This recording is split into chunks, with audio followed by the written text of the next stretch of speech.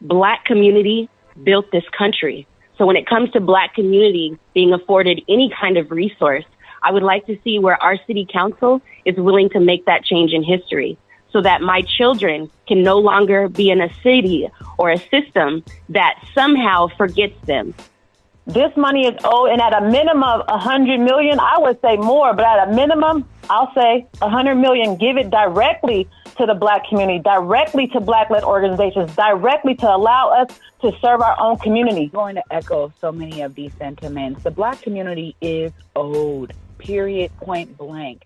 That's why I'm calling on you to invest at least $100 million. I'm calling on you to invest at least $100 million from the American Rescue Plan, funding directly into the local Black community. Asking for $100 million in direct investments to the Black community here in Seattle. We've heard Black Lives Matter, and we've also heard kind of the protests and what the uprising. I think a lot of these movements who couple us with BIPOC or we create opportunities for POC, they again are negating the fact that Black community was enslaved.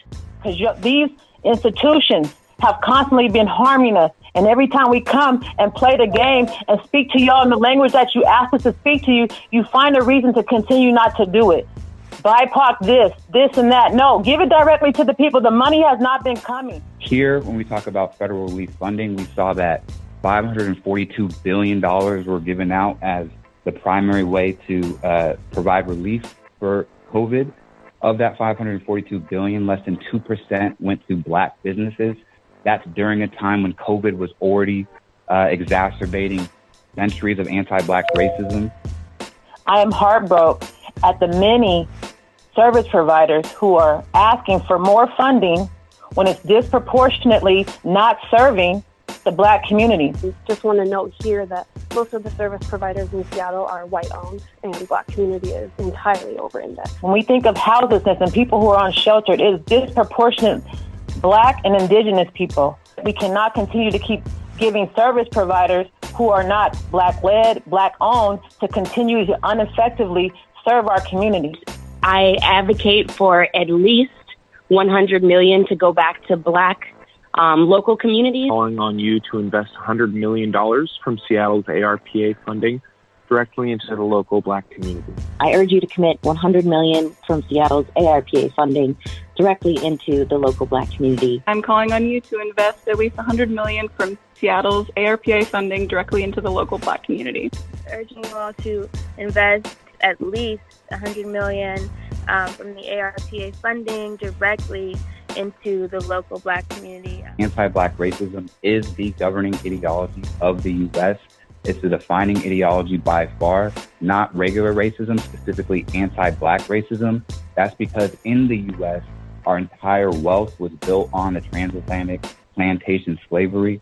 In the 19th century, the enslaved counted for over 1.5 of GDP. That was more valuable than all the farmland of the U.S. Anti-Black racism was cultivated to justify an industry that was that large.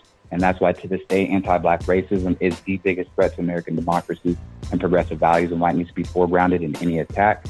There's been a substantial, lack of care, a lack of support, and a lack of just humanity for my Black community. I've seen since my education, not having culturally appropriate curriculum, not being able to see educators that reflect, my appearance, not being able to have food available that was healthy and affordable. And within the schools, especially the school system, which prison and pipeline system has been prevalent and throughout education for years and years. And a lot of money can go towards the school system. I'm really shocked and disappointed that the council understands that the Black population has been disproportionately affected during this pandemic, but has made no specific commitment to invest in Black-led organizations. And who better to address our problems than us? I challenge you to do the right thing and transfer the $100 million to Black communities. Directly invest $100 million into the Black community. To invest at least $100 million from Seattle's Relief Plan funding directly into the local Black community. And $100 million to Black-led and Black-owned equitable development, And it's unfortunate that we even have to flood this call and say to all of you, we encourage you to lead. We encourage you to do what's right. We have been continuously needing to beg for the things that we are owed. A lot of good programs will come about. I know people will get help, and there are a lot of great minds within the community, within the Black community, especially. Like a lot of folks here calling for at least $100 million. A lot of people who have spoken already that the council should invest at least $100 million of the American Relief Plan Act funding directly into the Black community. And deep investment in the Black community and Black community-led organizations. So I'm not just asking, I'm urging and I'm pressing the City Council to do the right thing now.